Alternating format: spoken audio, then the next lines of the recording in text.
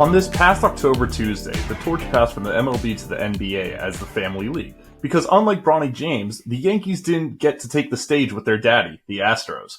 Welcome back to the Moonstand Cast. I'm Brian, and I'm joined by the Otani to my judge, Jordan. How you doing, buddy? I'm doing well. I like that. I've been thinking about the fact that, listen, all those people who hate the Yankees or don't want the Yankees to win, there was always someone in the way, and now they're gone, and because of Jeff Bagwell and Dana Brown. But that's beside the point. That's very Houston centric. How are you doing? I'm doing okay. Never in my life did I think I would be rooting for the Dodgers to win the World Series. Yeah, so I've seen so many comments about people saying, oh, last year you guys weren't happy with the teams, which, to be fair, that's correct for us at least. That's only because we didn't want the Rangers to win, not because we were not a fan of small market teams. Because Houston is like vaguely considered small market for some reason. I would never understand why. And we were on the verge of going ourselves, so of course we were upset. But MLB, wet dream be upon ye, my friend. Dodgers, Yankees, World Series. Dodgers, please. The dream of the 1940s is still alive in this country, where you can have Dodgers, Yankees in the World Series. I feel like the entire AL is rooting for the Dodgers, and the entire NL is rooting for the Yankees because they don't play them as often, and you don't obviously aren't in the same division and stuff. So it's just, they've been trying to make the All-Star game matter for the past 20 years plus. One way to do it is to make sure like this, where you're like, oh, I really hate this one team on the other side of the league. So I want them to lose the World Series, or my team, I want them to lose the World Series. Let's the other side. Let me get them. So I am vaguely unhappy.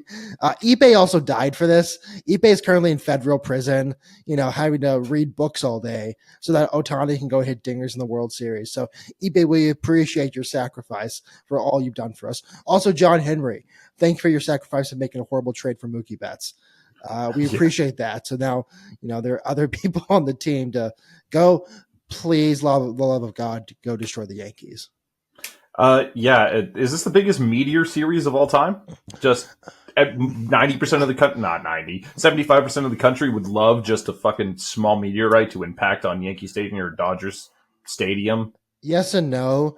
There's a certain community of the MLB fans like myself who go, this is prime Angels meme territory. Because if Otani wins, imagine if the Dodgers win, imagine how great the memes will be of like, well, can you imagine Otani and Mike Trout on the same team? Yeah. So I like Mookie Betts. I like Shohei. I don't think there's a person on the Yankees I like. It's actually not because like Aaron Judge, I think is a relatively good person, nice guy, all that stuff. The problem is he's on the Yankees. If he were on any other team in the entire world, he can be on like the Nippon Tigers or whatever they're called, I'd be like, what a great guy. I'm rooting for him. Because he's on the Yankees, I'm like, I think that he should never play baseball again. And I hope he strikes out every time, which he kind of does. So we're close enough to that. Yeah, man. I'm gonna watch. Quick prediction. Give me a quick prediction. I put Dodgers in 6. I'm going full MLB rigged, MLB wants ratings, copium over here, and I'm going Yankees in 7.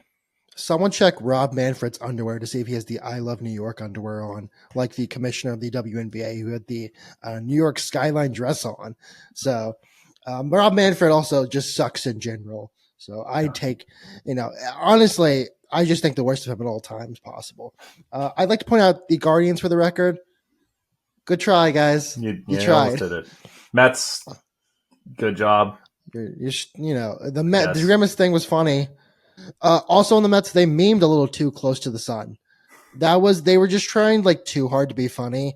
And now they're, in Cancun with the Astros and everyone else. But they brought in the Rizzler, man. Dude, I love the Rizzler. I was at work and I did the hold on, let me mute real quickly. And someone's like, what the fuck are you doing? I'm like, I'm being the Rizzler. What the fuck were you doing right there? That's how he mews. He goes, like that. I'm sorry to our audio listeners. You're watching me. If you want to go to YouTube and watch me mew, it's a very fun time. But in your opening joke, you mentioned Basketball's back too, where the NBA's back, kind of. There were 2 games last night. There are more games today. We were recording before they're starting. So at this point, we'll know more about the entire league than we do right now. 2 huge Rocket updates. Sagoon is tied up now for the next, or signed a 5-year extension for $185 million, and Jalen Green signed a 3-year, $106 million extension. Our 2 young pieces are here to stay for the foreseeable future for pretty team-friendly deals at that. Mm-hmm. I have been kind of under the impression that we're going to get Astroed on the Rockets, where only one can stay. You get Şengün or you get Green, and lo and behold, Tillman Fertitta, UH's sugar daddy, comes through and saves us, like he did the entirety of the UH campus. Also, the medical school's named after him. That's a big thing for me that I don't like. This, I know, to inject this into Rockets talk, but I was excited to see that. I was happy to see that. I feel that now the Rockets plan is not just temporary. We have a long-term plan for the next 3 or 4, maybe 5 years at this point. I really think if Sagoon waited, and I don't know if we could have waited another year. I'm not sure exactly how NBA contracts work, but that's a very team-friendly deal for what he does, and I can't believe it got done that well. Like, it got done right before the season as well, which is always, you have to basically lock yourself out to do that most of the time. Like in football, I mean, again, I say this every time, I'm more of a college basketball guy. They don't have contracts, they have NIL deals that are shady as shit. And the NFL, you'll have to lock yourself out for the next 3 months to get that kind of contract or get any new contract before the season. Like right before it starts. So that was cool to see. I was happy to see that. I feel more excited for this basketball season now in terms of the NBA and the Rockets. Yeah, I agree. Transitioning there from there though, you talked about there was 2 games yesterday. One of them I wanted to quickly talk about, one of the biggest stories going on in sports right now, and that's Bronny James. I've got a take that might generate some hate here, but that's okay. Thinking back on it, one of my favorite sporting moments ever of all time was Ken Griffey and Ken Griffey Jr. hitting back-to-back home runs. I think that's one of the coolest things to ever happen. And then another thing that I really liked a couple years ago, oh God, like 6 years ago now, is when Vladimir Guerrero Jr. hit a home run and they showed a side-by-side with Vladdy,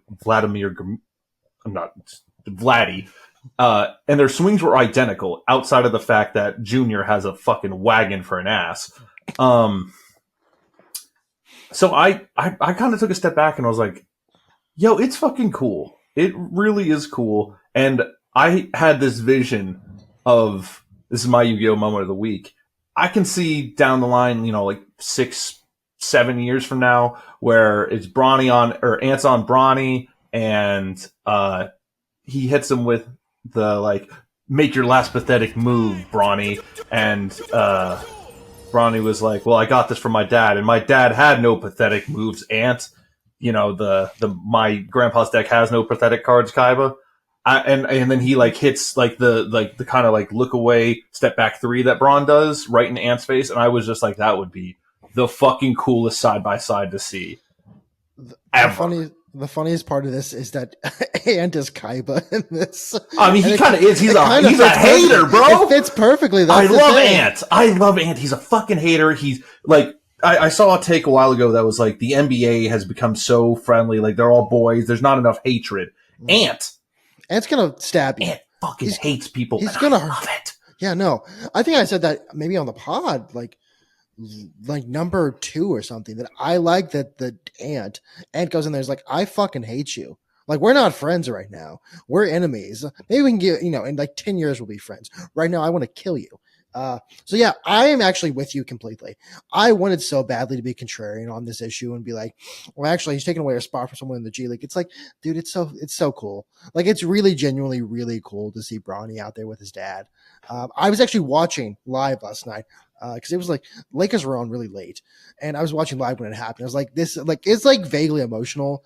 It was like, say what you want to about LeBron and who is, as a basketball player, as a media figure, whatever.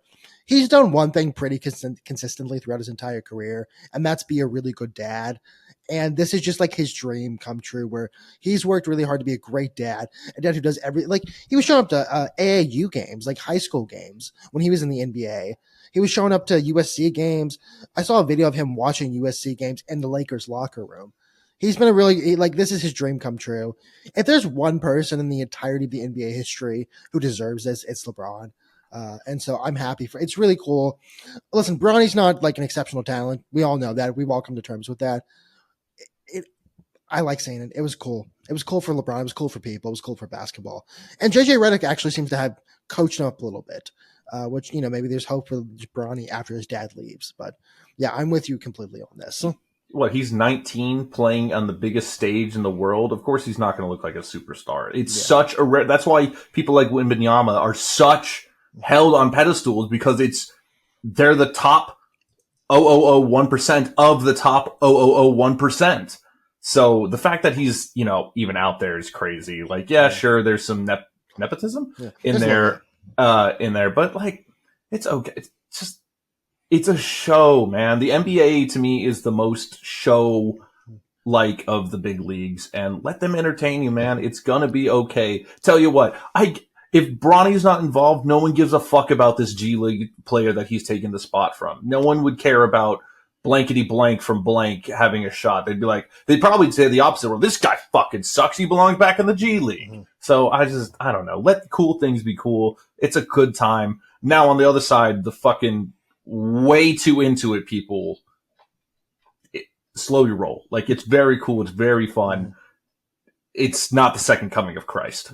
We don't have LeBron James. I mean, in a way, we have LeBron James 2 on the court legally, but we don't have LeBron James 2 on the court, actually. He missed a 3. It's just like, he's not as good of a player. His defense has gotten somewhat better. I will say again, JJ Redick seems to be a good coach from one game and one offseason, but he seems to be a good coach. So there's hope for Bronny in the end, because I wrote a blog about this where what's the long-term plan for Bronny here? Because once like LeBron leaves and JJ Redick gets inevitably fired for some reason because he's too much of a star coach for the Lakers, I don't know where he goes after that, because I don't know if people are just going to keep picking him up like he's like backup QB. So we'll see what happens with that, but it was a really cool moment. I liked it. Speaking of the other game, let's go to the other game. Now, most people are going to sit here and talk about how good the Celtics are, because they are really good. They look really good. I think they're going to repeat. I got into the season. I was like, maybe OKC can do it. Like, OKC looks good. OKC has the pieces. The final score of that game was not the final score of that game. It was way too close. And it was 130. It's 132-105. The final score, way too close for what that actually was. Jason Tatum actually destroyed that like in the first half. Now, some more people are going to sit there and say the Celtics are really good. I say, no, that's not why. It's just the Knicks are really bad because they're not the Nova Knicks anymore. You know how in the pieces of Exodia, each one individually is kind of shitty, but once you get them all together, it ends the game? I think because they traded Dante, all of a sudden now they're going to be really bad. And that's my take on the Knicks Celtics game. We'll see. It's one game, but blowing out anyone by 32, and your star player shooting 8 from 11 from 3, it's a good sign of things to come. Well, like I said, it's way too early to throw out these crazy tags. Like, I really do think the Celtics are built to repeat again. I genuinely think that, and I think Tatum's MVP season is actually loading. This could be completely wrong in 2 weeks. Yeah. That's the crazy part about the NBA, is that's a long fucking season. I saw Bill Simmons tweeted, "Thank you, Steve Kerr, for sitting Jason Tatum the entire Olympics." I was so convinced that was like some mental crazy move. And it didn't work. It worked perfectly. And for Jason Tatum, not Jalen Tatum, Jason Tatum, not for Steve Kerr. We'll see what the Warriors are like. Probably not good. Just continue on the basketball front. College basketball is kind of almost here. We're doing a lot of secret scrimmages. I don't know if you know what secret scrimmages are, Brian, but it's like if Banana Ball was a practice session. Okay. The rules are made up. Everything's made up and the points don't matter. It's just like the coaches can just like have different weird rules the entire time. It's just kind of to see where your team is at that point against another team. Sometimes scores come out, sometimes they don't. We'll see what happens. But there are exhibitions happening. UH versus A&M is this Sunday. I'll be there. I'm excited for that. And we are I think Media Day was safe in the Big 12. I will say till the day I die, at least till the end of this year, that the Big 12 is the best conference for basketball this season. And if you tell me I'm wrong, you're stupid and you watch SEC basketball and you really like offense because that's all they have. And there's a reason they don't win anything. Speaking of not winning anything, Tony Bennett retired from Virginia. He won a national championship there. He also, was the first team to get defeated by a 1 seed or a 16 seed. I think there's a question to be said about his legacy because they got knocked out a lot at Virginia. He also won national championships and national championship, man. Yeah, I know that's the thing. It's like me going with Cal or Calipari and be like, he's just not that great of a coach. I think he runs a weird offensive scheme. And it's like, well, yeah, but look at him in Kentucky. So there's a lot to be said there. College basketball is not back yet, but it'll be back soon. I'm just really excited for the season because I love college basketball so much. And that's about it. That's about it on basketball. If you have anything else, no, I'm good to go over and transition to the NHL. First and foremost, the thing I want to talk about the NHL is the community fucking rocks. We're very new to the hockey. In fact, 2 weeks ago we selected our teams before it based on a wheel. Yeah, based on a wheel. We didn't get to pick teams. We got selected teams for us. And so we put out our second NHL clip, and my God, it was 9 comments of just people being like, welcome, boys. I hope you enjoy. Have any questions, let us know. And I was like, damn, like I feel like every other fan base, if we just did for that, the NBA, toxic. NFL, probably toxic. MLB, probably toxic. But the NHL, they just opened up, and it wasn't just Avs fans and Leafs fans. There were some Dallas Stars fans. I think there was a Sharks fan in there. Like, genuinely nice people, and I'm excited to get into hockey. Yeah, I will say this very quietly. I'm not going to clip this. Dallas Stars fans, I also hate you. Because from Dallas. That's the one rule on this podcast. Everything Dallas is hated. But I'm not going to clip it, so you have to listen to the podcast. Counterpoint. They are the lowest hated Dallas team. But is that's because they're the least famous Dallas team? It's because they don't care about hockey very much, and Houston doesn't have a rivalry in hockey. Yeah, I think that's... I don't care about hockey very much. Yet. I'm starting to care more. Me too. Speaking of caring more, Brian, your team won a game. We're 3-4, baby. They're on a 3-game win streak. Woohoo! We now have 3 players with positive plus minus. Yeah! Kyle McCarr? I think that's how you pronounce it. Leads the team with 14 points, 12 of them being assists. All I gotta say is all hell Kale, baby. Is this... The people are asking, mainly because it's my first year watching hockey, is this the best under 500 hockey team of all time? Because we have injury still for people that need to come back from injury. If our goalkeeper needs to get it together. Goalkeeper? Goalie. Say we don't know things. We don't know things. I'm green. That's the rule. The color, not blue. He needs to step up a little bit and stop. I mean, we were, what did I say, 6.6 goals a game or whatever, a couple for the first 3 games. But he stepped it up a little bit from what I can tell. And listen, we gotta survive until our team's at full force, and then we can really turn this thing around. I told you last week that once I started watching, we would turn this ship around, and look at that, we're 3-1 since last week. See, I watched 1 period. I have a take on you. I wanted to ask a question about your team to the wider audience, because this is about last week. It's not about after you guys started winning games. There's Cole McCarr, there's Mikko Rantanen, and Nathan McKinnon.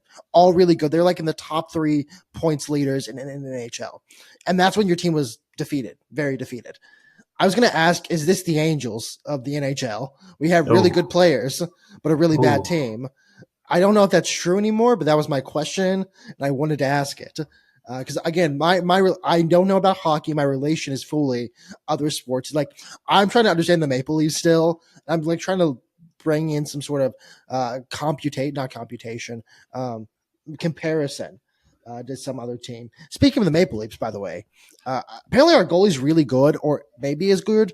Stolarz, I've only seen like people online saying he's really good. Now, again, I have never watched hockey, so I see it and go like, oh yeah, you have to stop like 30 shots a game. That seems like a lot to me because it's going at like 100 miles an hour and it's this big. He has a .935 stop percentage, or like stop percentage, I think it's called. I think that's good. He was supposed to go 60-40 with another guy this season, Wool. Now he's the 60-40 guy and not the 40. He's the 40. He's the 60, not the 40. Don't know if that matters. The coach of the Maple Leafs, Berube, whatever, he reminds me kind of Dan Campbell, that he's just a super intense guy. I don't know if he's a player's guy as much as Dan Campbell, but he seems like I was watching I'm not gonna say I was watching their practices. I was watching highlights from their practices. He was like, don't give in. We're not giving in yet. We gotta keep going this entire practice. Like that's my. It's the comparison of a football guy. He's a hockey guy, a good hockey guy. With that said, I also watched the Lightning game.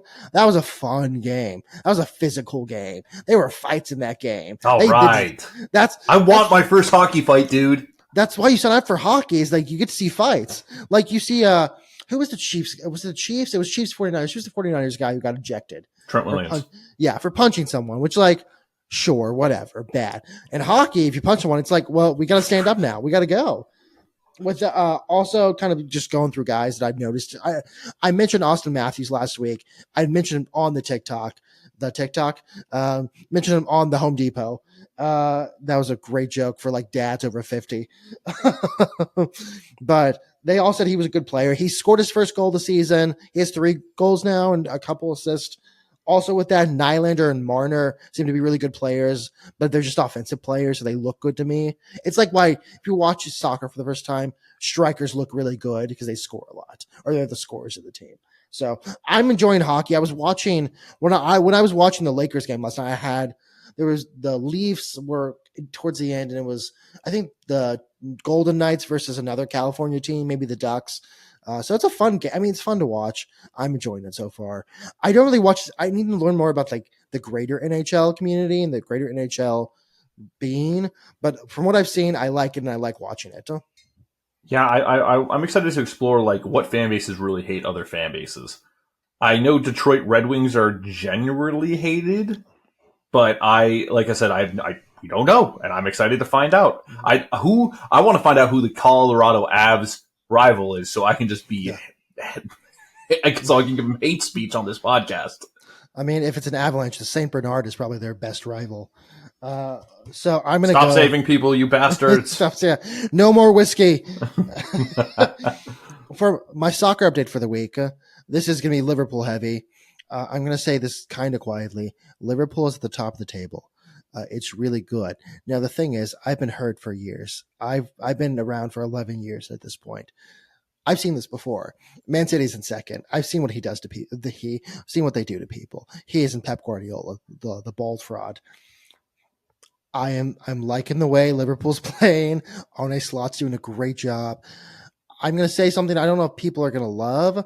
I think this might be Curtis Jones's coming out season. I know he's not a regular starter in any way. I remember, I think it was pre-COVID, I saw him score that it was an FA Cup or Carabao. I think it was Carabao Cup goal against Everton. I've been high on him since then. He looks good. He was the man of the match against Chelsea. I think this might be his coming out season finally after years and years of being like, let's see what he can do. I could be wrong. I could be overstating it. I just like Curtis Jones. Last point, Mohamed Salah, I love you. Please stay. Please, I beg of you, stay for one more year. I don't think he and Virgil van Dijk, maybe Trent Alexander-Arnold, are staying at the end of the season just because their guy's gone. They're a little bit older. Trent probably wants to go see his best friend's not best friend, but a good mate of his and from England is on Real Madrid. There are talks. There's been talks about that forever. I think Virgil maybe stays another year or two. Mohamed Salah goes away, but I'm okay with that. It's been a good time. Yes. Question. What's it called when you switch accents / the way you speak? Is that called code switching? Code switching, yeah. Did you just code switch because you're talking about soccer and you said mate instead of friend? I did say mate. I said that, and I was like, fuck. I can't believe I just said mate. So yeah, I code switched to the English. I want you to go back and look if my eyes kind of go like light up at the I have a question. Are you code switching on me to say mate? But yeah, that's my soccer update for the week. Christian Pulisic also rocks. Go America. We're going to dominate soccer in 50 years. Whoop. Yeah. Yeah, no, not, oh my not God, this world. We'll be old. Yeah. I expect to win a World Cup during my lifetime. It will be towards the end of my lifetime. And I have to live I have to live to be like 100 probably. So not to dox us. We're almost 30, bud. We're a couple of years away from 30. I'm almost 40 at this point. But yeah, no, I'm imagining we're going to have to live quite a long time to see that, because I still think we can dominate. It's just going to take a really long. Bronny James can play soccer instead. Bronny James the third can play soccer. Man. Barron Trump and Bronny James III, the power team to lead us to our first World Cup. But listen, Barron Trump's at the wrong place. He doesn't need to go into politics. He needs to go be a center. All right. He's he's 7 foot tall. Like that kid's he's playing the wrong floor. He's on the congressional floor. He should be on the basketball floor, the court floor, the hardwood. Paint. I said floor. I was like, fuck, there's no floor in basketball really. So I got to make this one up as I go. We're white. We're not clipping that. No, not. College football. That certainly was a week. There was speaking. I'm just gonna start to say my week. Houston lost to Kansas. I was gonna say, what is there to say? It was the battle of the basketball schools. Cool. Okay. Ouch. Yeah, that's about where we end this. I saw a TikTok of people being like, "I'm really tired of my school being on ESPN Plus." Like, yeah. So am I. But we'll be on CBS come December. That's basketball. Sorry, basketball, not football. Let's make that very clear. So, yeah. My side of the fence. These boys, Notre Dame. Same notes as always. Defense is fucking awesome. We now are, but sadly, we'll let Georgia Tech score 13 points, which actually raised our points per game to 11.9 points given up a game. Run game is still sweet. Passing game still sucks ass, but it's improving every week. That's all I got for you, really. That's the Notre Dame update. It certainly was one of the games of all time. Yeah. Let's just, I don't know if you want to go through. I'm going to start with Alabama. Because I think we prayed for times like this at a time in our lives. Maybe I did. You did. Yeah, I did. I get to be a hater. You have to say you went there, except you actually liked it. So I can be like, yeah, fuck Alabama. You can be like, actually, I liked it quite a lot. I was there for a national championship. I like it. Yeah, you got to see a national championship. I got to see a Final Four. That's about it. I got to see a Peach Bowl. That was cool. Thanks, hey. Tom. Hope your Ozempic went well. He's skinny now. But yeah, this is saying the Nick Saban era is finally dead. It's over. It's over. Now, I saw someone on Twitter. You remember, I think it was earlier, maybe like before the 5th podcast. We were talking about Willie Fritz, and you were talking about Marcus Freeman. I have to give them 4 years to make their teams happen. I don't believe that for Alabama, because you have 27 5-stars on your roster. You don't get 4 years. You get now. This team was crafted by Nick Saban to be a fighting force. You don't get to sit back and be like, well, I got to give time to get my team together. You have the team. One caveat, the difference is the transfer portal is now free agency. So I think when Saban retired, they lost a good amount of their talent, because they were like, no, hold on. They still have 27 5-stars. Let's not get crazy. But they lost some of their key pieces and starters because they were like, oh, Saban's gone. The guy that could make me an NFL ready player. Bye. I'm going to go find the next best coach I can. Yeah, I will say, even Saban's coaching, like going for it on 3rd and 22 like that, I don't know how he gets allowed back in Tuscaloosa after that showing. It's a wake-up call for sure. It is. The first loss to Vanderbilt was like, all right, he's a new guy. A lot managing new expectations, SEC expectations. Vanderbilt is a way better team than we thought. This happens. Now, Tennessee's a great team, but they've also looked like trash for the past couple of weeks. And then they come in and kind of roll you. Like you said about the Knicks and Celtics, the score doesn't exactly reflect how much of a lopsided victory this was. Tennessee rolled them, and yeah, it's like you said, it's the big wake up call saying that the Nick Saban Alabama force of losing. Oh my God, we lost one game this year in the regular season. What the fuck? That's over. That's over. You are trying to scrape for 2 to be a 2-loss team, make the playoffs, and maybe make a run at this thing as a Cinderella story. That Alabama's gone. It's dead. The Jalen Milroe Heisman story is also completely over. It's dead. I think I saw this is the lowest Alabama has been ranked in the AP poll since the Eurolore 2010.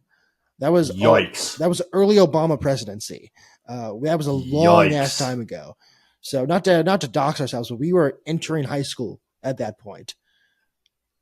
Yeah. Yeah. That's how long they've been good. And then they won a national championship 2 years later. Something, Yeah.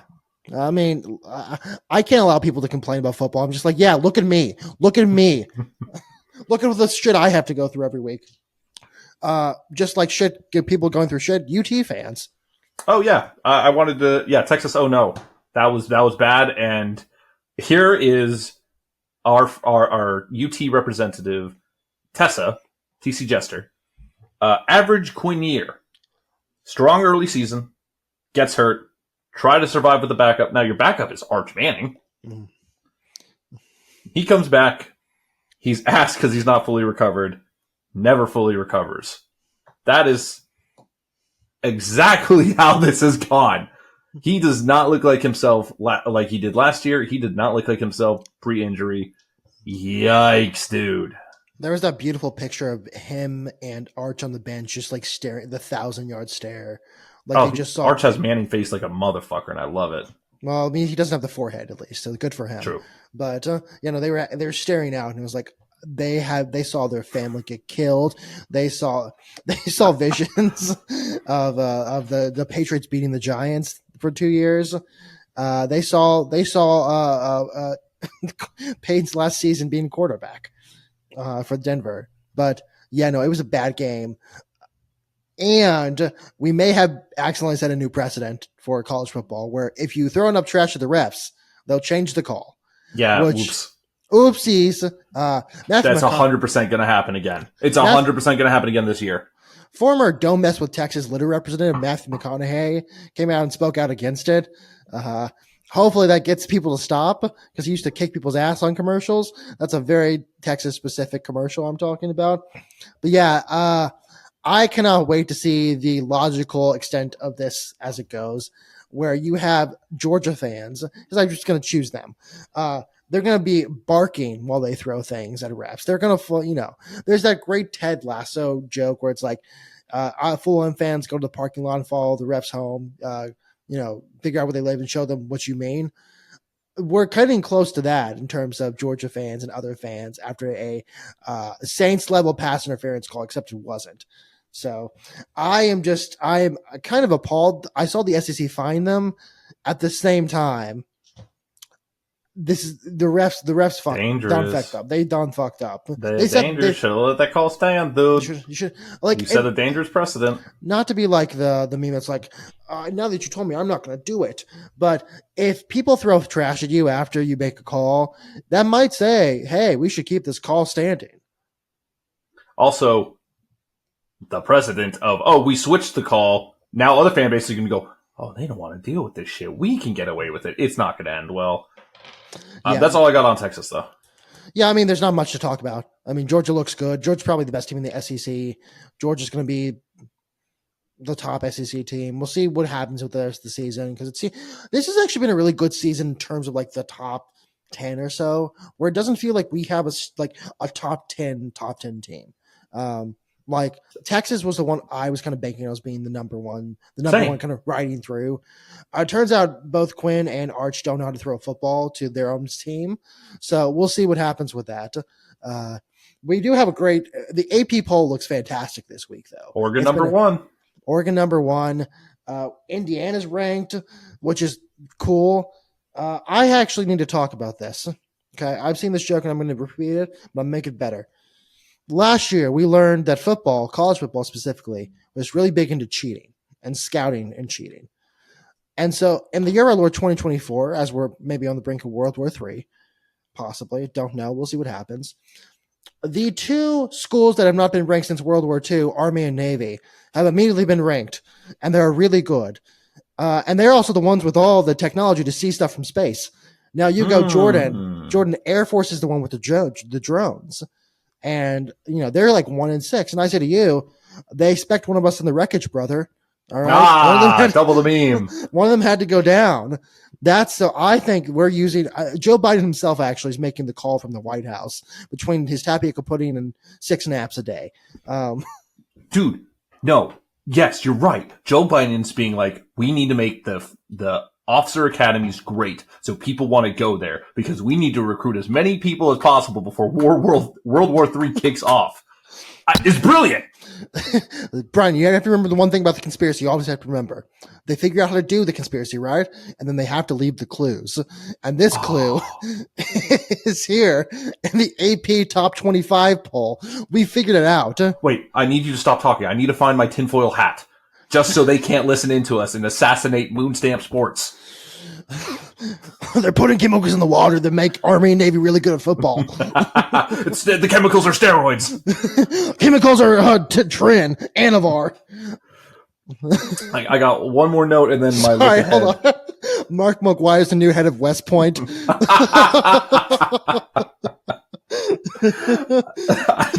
I got one more college football note before the upcoming stuff. Okay. And that's Oklahoma officially sucks. Like, that's it. That's the note. Yeah. Sorry, your team is ass. Welcome to the SEC. You're going to get fucked over for the next several years. I mean, I saw the Wolverine meme of him in bed, and it's Oklahoma, and they're just missing the Big 12. Speaking of the Big 12, I have thoughts on this poll. Why the fuck is Alabama 5-2 Alabama that's had some pretty bad losses ranked higher than 6-1 Kansas State? All right. Why is Iowa State still locked on the Big 10 or the top 10? Why is BYU also locked out? All right. If sure, listen, I understand. All right. I understand. But this is the thing. We joined a union, kind of. All right. Not to bring it back to politics. You're on your own. You're in a right to work state. I joined a Big 12. So I get to complain about this. That might be my favorite joke you've ever made on the podcast. Listen, I was going to finish this joke. But no, we've worked, like, I'm part of this Big 12. I love Iowa State, by the way. I need to point that out. Iowa State, basketball, we were buddies. UH and Iowa State were buddies. We liked each other. We're like, hey, go you. And then we got to the tournament. We're like, hey, go you.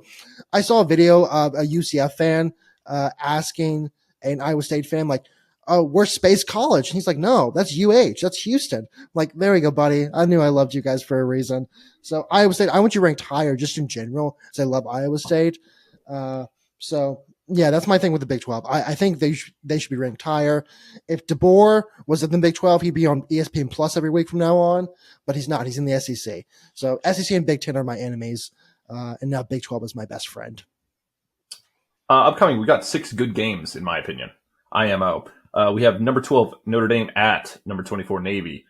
Number 20, Illinois at number 1, Oregon. Don't think that's going to be a very good game, to be honest, but no. Top 25 matchup. 21, Missouri at 15, Alabama.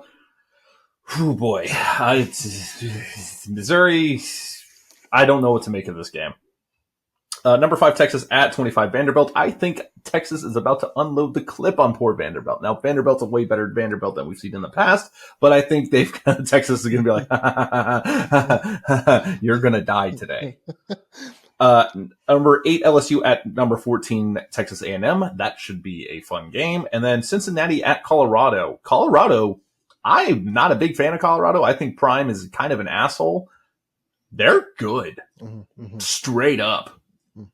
I want to see this game purely because I think the Heisman race at this point is Ashton Giante, who didn't play this past week, so we don't have any insane stats. Thank you. There's like a Ashton Giante imperialism map, and it's every school he has more rushing yards than, and he like covers the map completely. There are like a couple schools here and there. So I'm excited to see Colorado this week. I wonder if Notre Dame's on that list. I'll go find it. I don't know. Probably. It's gotten harder for him to take over the entire map as the season has progressed, but yeah. It started big and now it's kind of gotten smaller. But yeah. So the last. Go ahead. Oh no, I was done with my thoughts. Last thing I have on the NCAA is I suck dick at betting.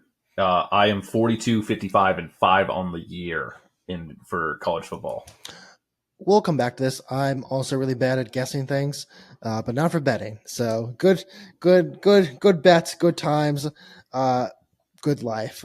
Except for the Texans this week, who do not have a good life. Yeah, Texas the offense was putrid outside of Joe Mixon. Joe Mixon makes this whole thing go. He's so fucking good. The pass game was non-existent, literally non-existent. I think CJ Stroud had 86 yards total passing. Our offensive line, dude. Hey, that you've turned down the penalties. Hey, what happened to that fire that you guys had whenever CJ got into it with that Broncos safety or linebacker? Don't remember. And you guys came rushing over there and like grabbed him and pushed him up and stuff.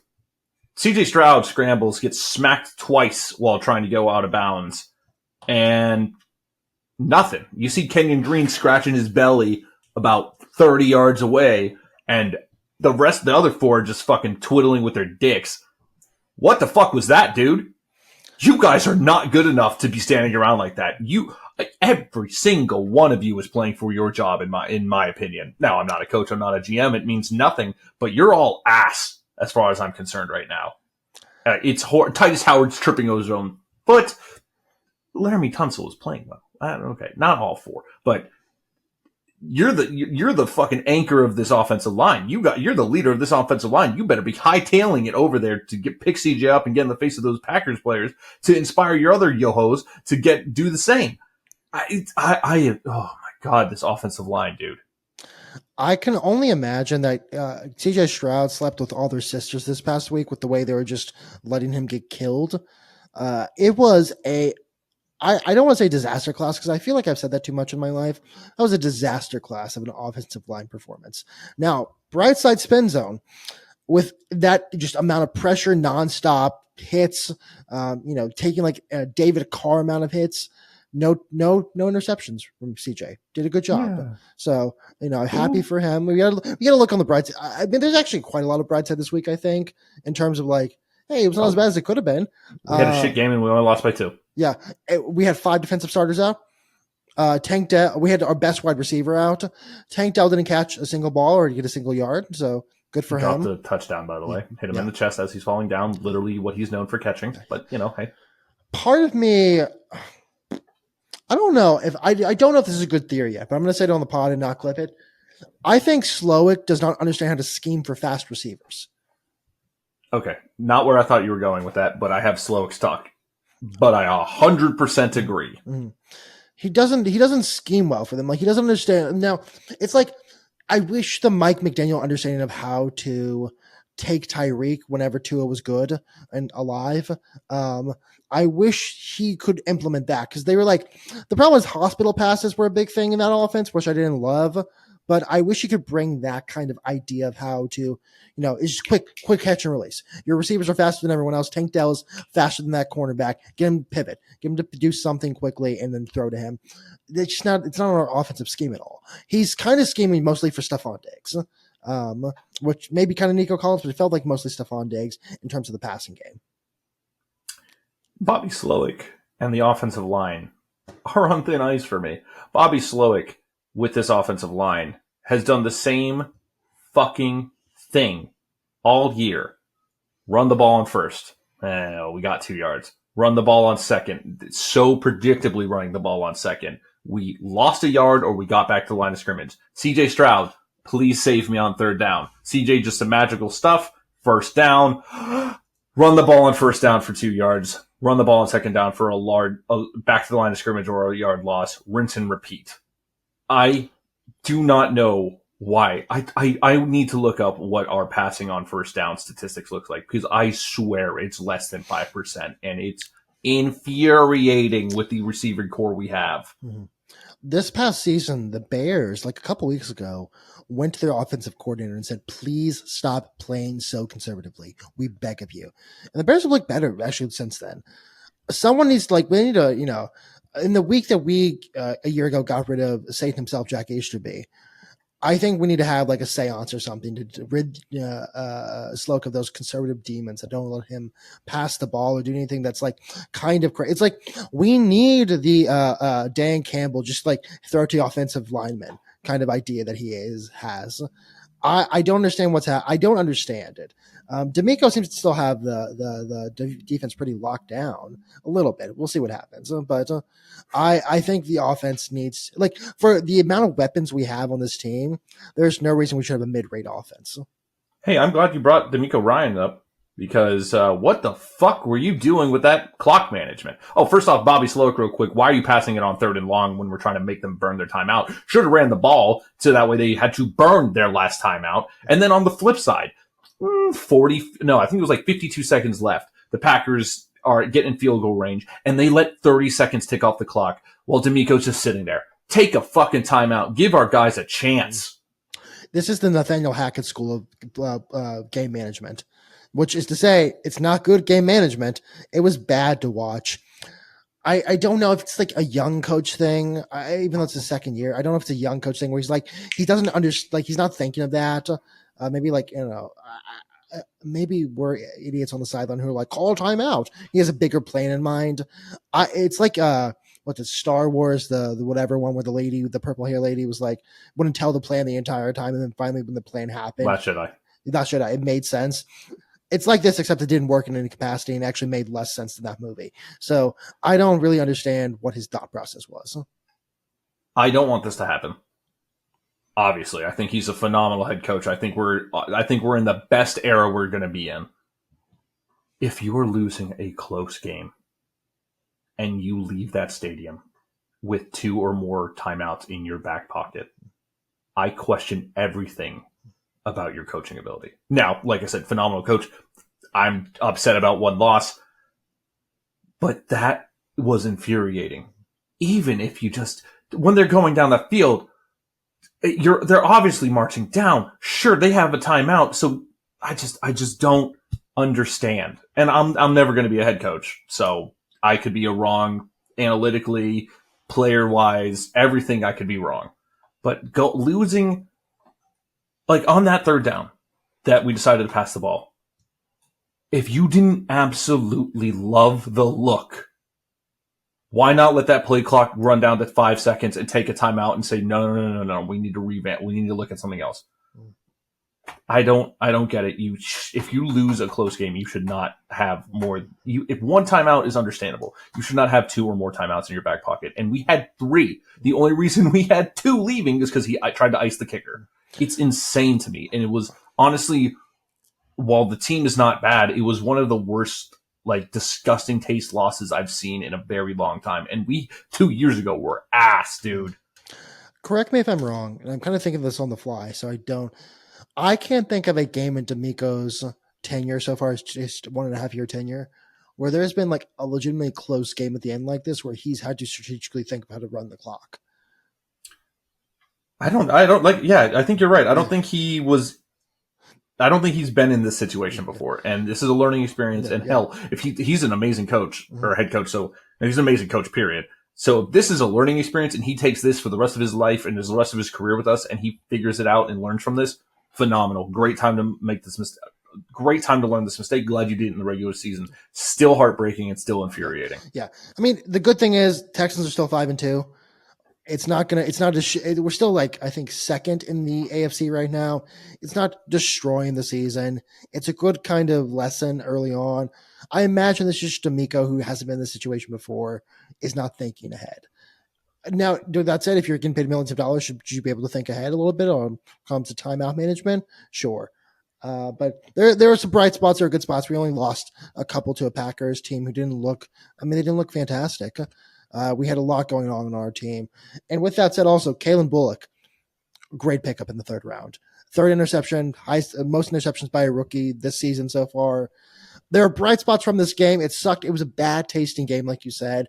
I think once we get into maybe a couple weeks from now, we'll look back at this loss and be like, not the worst loss the Texans ever taken, at least since we've been watching. No, probably not the worst thing that could happen. Probably a good learning opportunity as well for the line. I don't know. Maybe Slow comes back next week and says, let me vote for Kamala Harris and play more liberally. So we'll see what happens. Okay, all right. That's where you went with that. I was like, well, no. Now transitioning to phenomenal coaching, in spite of arguably the greatest quarterback over this last, not arguably, in spite of the greatest quarterback over the past several seasons, the Chiefs are undefeated, and with Patrick Mahomes looking like literal ass, I believe he leads the league in interceptions. They are undefeated, and they keep winning. And they just traded for DeAndre Hopkins this morning, who my first reaction was like, man, these past couple of years on the Titans, he hasn't looked that great. Like, he hasn't been phenomenal. Like, does this trade really matter? He's looking kind of old. What's he, like, 35, 36? He's 32. He's still going to be in his prime physical condition. This is going to be a problem, and the Chiefs are about to light the world on fire, and my hatred is beginning to grow bigger, faster, and stronger than ever before.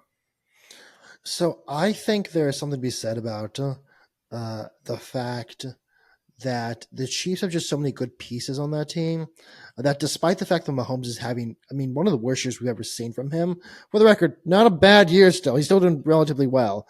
I saw ESPN had him at second in odds for MVP. How? Because his name is Patrick. He has brand name. He's like, he's a MacBook. He has the brand name. That's why you pay $1,000 for him. All right. It's Lamar Jackson, and it's not close, and we'll get to that later. It's Lamar Jackson and another guy on that same team, Derrick Henry. I fully believe that both. I think Lamar Jackson probably is better in terms of MVP voting, but Derrick Henry is on pace for like 2,100 yards this season at 30 years old. Love Derrick Henry. I'm becoming like a Ravens guy all of a sudden. Not just because me too. I wouldn't hate seeing him. I've always liked Lamar Jackson. I don't love when a Harbaugh wins, but John is the least worst Harbaugh.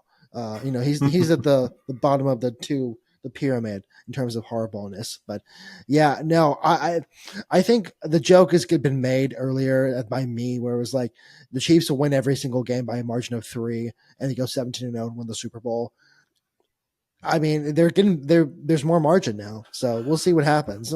They're missing their best two of their best offensive weapons in Pacheco and Rashid Rice, and they're still doing this, and they just reloaded for DeAndre Hopkins, and that's going to open up Worthy a lot more because Hopkins is going to turn into the number one. It's going to open up Kelsey even more because Hopkins is going to demand attention, so they can't double team Kelsey. They are going to, and their defense is so good. Yeah. They're a top 3 defense. They're going to three-peat, and I'm going to fucking cry. Hey, if Taylor Swift gets engaged, I think that's good for you. Yeah. I mean, that's like the one. What's like? It's funny that my animosity for the Chiefs grows, and my annoyance and with how much they were shoving Taylor Swift down my throat, what is decreased. Where I'm actually happy for her. Yeah. Where I'm like, you know what? She's a Philadelphia girl through and through, but like her long-term boyfriend at this point is now in the NFL, kicking ass. His team's winning. Like, well, let's not say kicking ass real quickly this season at least. He's having a great past 3 games. Yeah, but it's been 7 games. I don't know. I we'll see what happens. I think he's gonna probably go down again, and once we get to playoffs, go up again. That's just kind of the Travis Kelce. Fair enough. To be fair, he's also 34, 5 years old. I'm not gonna be like, wow, Travis Kelce. I can't believe it's the mid-30s. You're not doing well in the NFL. Who could have thought that would happen? Yeah, but that's the Chiefs, man. It's just we're gonna have to accept it. It's just they just find a way. It's kind of the Astros of the NFL. They just find a way to be relevant, even though they're not playing their best. It's infuriating. Transitioning quickly from one demon to another, Deshaun Watson. Get me off this, please. Yeah, Deshaun Watson went down, and we can talk about that. Everything that's ever been said about that has been said. We pray for times like this. I wish No, I agree. I'm hoping you're going where I hope you're going. I was going to say, announced today. Woo! We're back. Woo! Jameis Winston! Oh my God. He came into the game as the emergency quarterback. They announced that the other guy was the backup. I don't remember who the other guy was, and that Jameis Winston was going to be the emergency quarterback. And I subscribe to the conspiracy theory that the reason they did that is because they were tired of Browns fans chanting, "We want Winston." Mm-hmm. And guess what? You got Winston. He let him down. He threw for a touchdown. I'm so excited. I'm going to be at the Texans game, and I cannot watch the Browns Chiefs game or the Browns game that has Winston starting. And I was like, I'm going to go to the Texans game. There was like this half a second that I was like, What if I stay home and watch Red Zone so I can see Winston? I'll just send you updates of every time he throws a touchdown or interception. Because I don't imagine we're going to get a new and improved Jameis Winston. We're going to do the same with Jameis Winston, but in the best possible way. Now, they do have 4 primetime games upcoming against the Broncos, the Steelers. Okay. This is not in order. The Dolphins and the Bengals. So we're going to get plenty. Because Achilles, he's done for the season. Outside of injury, please God, no. Outside of injury to Jameis Winston, he should be the starter for the rest of the season. Yeah. And we get 4 primetime Jameis games, and I love it. I do. The only regret is that there wasn't a worse injury to Deshaun Watson. And I'm okay saying that. I hate that guy. Yeah. I feel like we get extra hatred because of Houston. He didn't screw us over. In fact, he's kind of the reason why we're in the position we're in now. But still, fuck that guy. I mean, fuck that guy, and just, all the women he's hurt in the city as well. I have one thing I forgot to talk about when it came to the Chiefs, so we're gonna have to go back to the Chiefs real quickly. That's fine. The Patrick Mahomes fake step out of bounds. That was horrible. I did not like. We talk about how the quarterback is so protected these days, and how the quarterback is given all these rights in the field. If there's one thing I've learned for the past couple of years, Kenny Pickett, the Eagles need to put Kenny Pickett in and have him do the same thing. So maybe they'll change the rule, because we can't have this again. I don't want to see 3 or 4 defenders watch him go we got to step back. We can't touch him. And then him just get to fake it. And he's done that a couple of times. And I don't want to say it's unacceptable, because that sounds way too harsh for a sports podcast, but it is pretty unacceptable to watch a quarterback bend the rules like that, where it's the rules, but it's also not the rules. It's the vibe. I don't know. It made me mad seeing that. I was like, because if he sees someone out of his corner of eye streaking at him, he's just going to quickly step out of bounds and then get hit, and that's 15-yard penalty. Yeah. So it's a defense of what the fuck are you supposed to do? Someone can take the fall and just destroy him and be like, don't. It's like when Grinky almost hit Juan Soto. It's like, don't stop doing that. Stop grabbing your crotch. Don't do that. That far away from his chin. Yeah. I've got 5 quick hitter notes. Okay. Because we're almost at an hour already.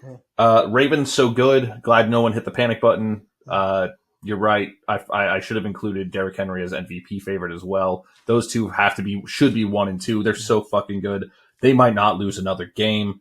Oh my gosh. And Lamar Jackson's just becoming a better and better and better passer as well. And he still has the speed.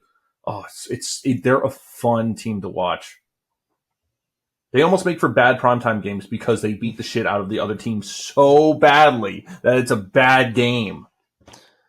Just a quick talk about bad games.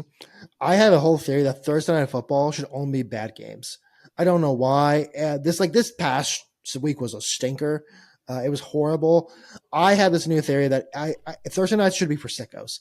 It should be insane people like us who are like, I just want to watch football. I just want to watch any kind of football you give me. We're tuning into Rams Raiders, even though that just happened this past week. We're gonna be, that was on Thursday Night Football. You tune into that.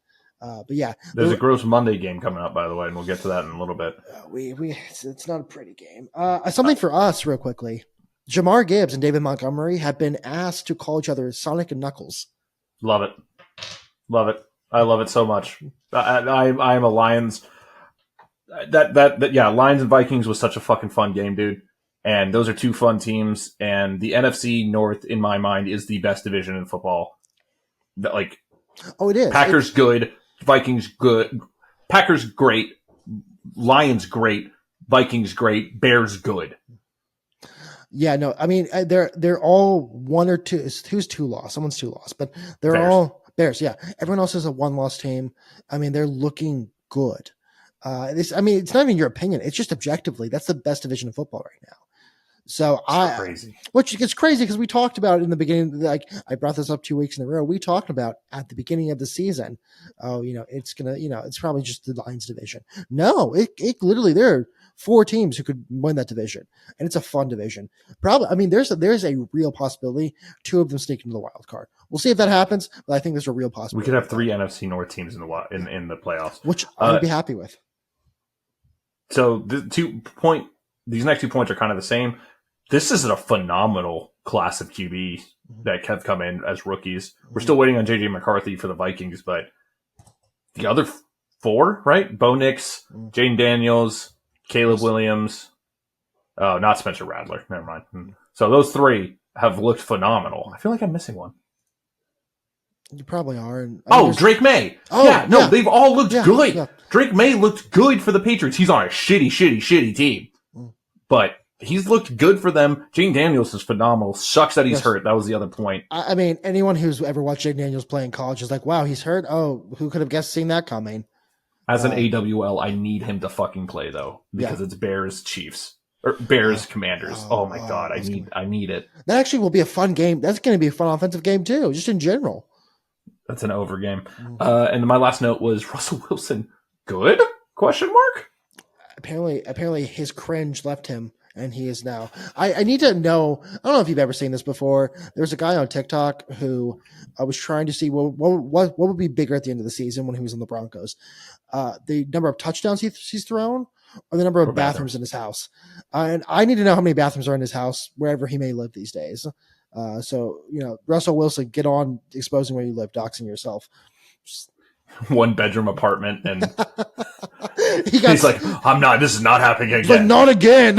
Or he's like, Steelers country, not again. I don't know why he sounds like Ass Ketchum in my mind. You got any other notes on the NFL? No, I mean, actually the 49ers wide receivers are all dying. Deebo Samuel has like pneumonia or something. Ayuk is dead. Funny tweet that I saw was, this guy is the healthiest guy on the Chiefs or on the 49ers receiver room, and it's the rookie. And he got shot in the chest 2 months ago. And like, unironically, that's very true. He's the healthiest guy in that entire room. And some may say performance enhancing because he had lead in him at one point. So Joe Biden, get on that too. You ready for picks? Let's do picks. Let's do it.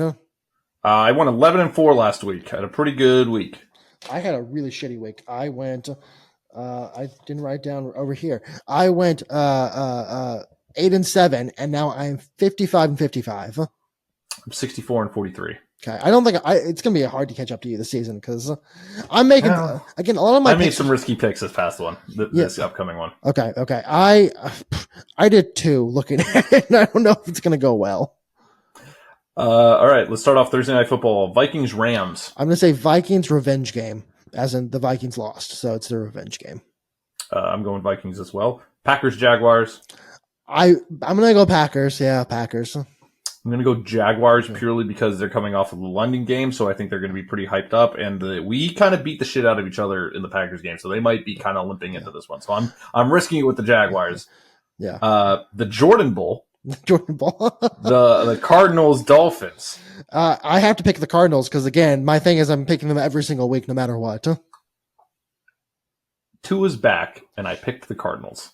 Well, I don't know if you saw Tua say he's like wearing a garden cup. Hell no. It's like okay, buddy. Have fun. Have fun on I don't know brain rot TV in 8 years. Jets Patriots. I'm actually going to choose the Patriots here. I've given up on the Jets completely. I feel like the Jets are too mean to their fans to let them die yet. So I feel like they're gonna win. So I took the Jets, and I feel like they're gonna string them along a little bit and give them a little bit of hope before breaking their hearts. By the way, just calling it early. Jets are losing next week. I don't know if they have a bye week or who they're playing, but it's the week before the election. I think Aaron Rodgers is going to be very, very nervous. Very locked in. Ravens, Browns. Oh my God! Oh man, no wonder I wanted to skip the Texans game. This game rules. You're skipping Ravens, Browns. I might watch it on my phone in the stadium, just like. Honestly, just go find like a suite with a TV or something, and like I don't know. I might, dude. So Ravens, Browns. Oh, Ravens. Eagles, Bengals. Bengals. Yeah, I took the Bengals too. Colts, Texans. I'm going to say Texans. I think it's a revenge game after last week. I think D'Amico and the boys are going to be angry. I think we look like shit, and until they prove me wrong, because we keep on playing like shit, we're either winning close games that we should be blowing people out outside of the Patriots, or we're losing close games. So I'm going Colts, just because for some reason, I need to see it, guys. I will take the L. I will take this L. It is fine. Not to quote Stavros Halkias, but just something about Flacco. Something about Flacco I like. Something about Flacco. Now, Anthony Richardson starting, but it's just something about Flacco. Well, who knows if he'll make it through the game. I love Anthony Richardson. He got hurt last time he was here. Yeah. Titans, Lions. I'm going to do Lions here. Yeah, I got Lions. Falcons, Buccaneers. I'm going to go Bucks here, actually. Yeah, I'm going to go Bucks. You sure? They just lost Chris Godwin and Mike Evans. I forgot. Falcons. No. Yeah, go ahead. Okay, it's fine, dude. Okay. No, that was so egregious with injuries. I totally forgot. Falcons. You got Falcons. Yeah, I'll take Falcons. Godwin's injury also was one of those ones you look at and you're like, oh my god, like yeah. Well, he was crawling. His ankle was flopping. His foot was flopping. So it was bad. It was horrible. Saints, Chargers. Give me Saints here. I got Chargers. Yeah. Not a great game, by the way. Yeah, no. Bills, Seahawks. Bills. I love the Seahawks, but you can't make me go against Josh. Seahawks for me. I had the Bills, but I want to make it interesting. Yeah. Bears, Commanders. I'm gonna do Bears here. I've got Bears too. Yeah. I want the Commanders though. There's a world where I pick the Commanders, but with Jaden Daniels being so questionable, I don't know if I can even. That was my deciding factor too. Yeah. Chiefs, Raiders. What a fun game! That unexpected that the Chiefs are totally going to win this. Yeah, Chiefs. Panthers, Broncos. I'm going to go Broncos because I think Bo Nix has moments of beauty. Cowboys, 49ers. Give me Cowboys because I don't know who can catch the ball in the 49ers. Cowboys. And a really gross Monday night game. Giants, Steelers. I'm going to say Steelers because maybe Russell Wilson may be back. I'm going Steelers as well. And now onto my side of things. I'm 55, 51, and 1, and I've been trending down. This is the time to start fading everything that I've been saying. Vikings -3, Cardinals +3.5, Falcons, whatever their spread is. Ravens, Browns over 44.5, Packers -4.5, Colts, Texans over 45.5 system play. I'll be at the game. Patriots +7, Bengals -2.5, Lions -10.5, Bills -3, Saints +7.5, Panthers, Broncos under 43.5, Bears -2.5, Chiefs -9.5, Dallas Cowboys +4.5, Cowboys 49ers over 46.5. That sounds like a bad bet now that the San Francisco wide receivers are all dead. And Steelers -6.5. Perfect. Well, I have one last thing before we go. I think it's kind of funny that after the Mets get eliminated from the postseason, they're in Cancun. All of a sudden, McDonald's has an E. coli outbreak. It has me asking, what are the Mets stopping the America from being infected by E. coli? I think we'll figure that one out as the season progresses and Rob Manfred has more time. Next time on Yu-Gi-Oh! Did the Mets actually cause biological terrorism? Hey, Jordan, I got a question for you. Well, where can the people find you at? You can find me at Jordan's Thoughts on Twitter. It's spelled an E, not an A. And also on Moonstamp across all social media platforms, including Twitter/X, Facebook, Instagram, TikTok, and YouTube. Brian, where can the people find your fine self? You can find me across all social medias at Auric Polaris, AuricPolaris, especially on twitch.tv/Auric Polaris. No stream this week, unfortunately. I've got a super busy week and weekend ahead of me. Starting 2 weeks from now, though, your boy's not going to have a job. He's going to have a lot more time for streaming, and he's going to take it. But yeah, just follow me across all those social medias. Thank you so much, everyone, for watching and listening. We really appreciate you. Please leave a 5-star review if you're listening on any of the platforms we're on. If you're on YouTube, leave a comment. And we cannot wait to see you next week. Stay beautiful.